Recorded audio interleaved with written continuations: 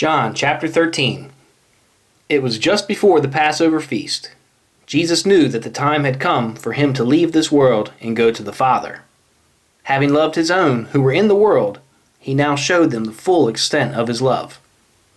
The evening meal was being served, and the devil had already prompted Judas Iscariot, son of Simon, to betray Jesus. Jesus knew that the Father had put all things under his power, and that he had come from God, and was returning to God. So he got up from the meal, took off his outer clothing, and wrapped a towel around his waist. After that, he poured water into a basin and began to wash his disciples' feet, drying them with the towel that was wrapped around him. He came to Simon Peter, who said to him, "Lord, are you going to wash my feet?" Jesus replied, "You do not realize now what I am doing, but later you will understand." "No," said Peter, "you shall never wash my feet." Jesus answered, "Unless I wash you, you have no part with me." "Then, Lord," Simon Peter replied, "not just my feet, but my hands and my head as well." Jesus answered, "A person who has had a bath needs only to wash his feet. His whole body is clean. And you are clean, though not every one of you." For he knew who was going to betray him.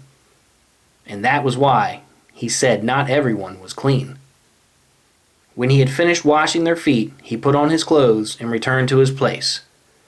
"Do you understand what I have done for you?" he asked them. "You call me teacher and Lord, and rightly so, for that is what I am. Now that I, your Lord and teacher, have washed your feet, you also should wash one another's feet. I have set you an example that you should do as I have done for you.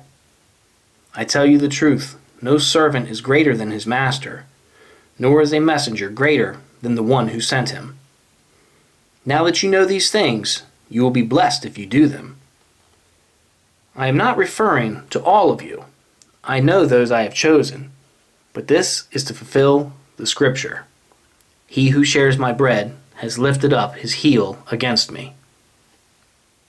I am telling you now before it happens, so that when it does happen, you will believe that I am he.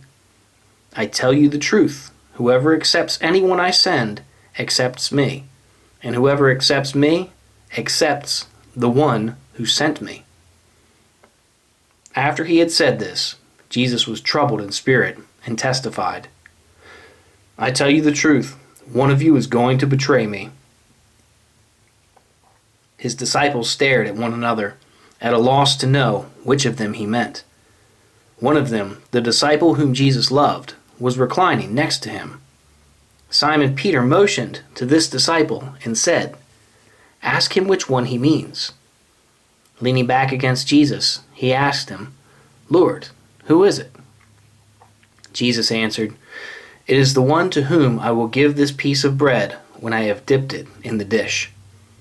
Then, dipping the piece of bread, he gave it to Judas Iscariot, son of Simon. As soon as Judas took the bread, Satan entered into him. "What you are about to do, do quickly," Jesus told him. But no one at the meal understood why Jesus said this to him. Since Judas had charge of the money, some thought Jesus was telling him to buy what was needed for the feast, or to give something to the poor. As soon as Judas had taken the bread, he went out, and it was night. When he was gone, Jesus said, "Now is the Son of Man glorified, and God is glorified in him. If God is glorified in him, God will glorify the Son in himself, and will glorify him at once. My children, I will be with you only a little longer.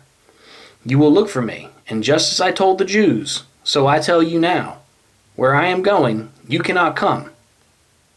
A new command I give you, love one another. As I have loved you, so you must love one another. By this all men will know that you are my disciples, if you love one another."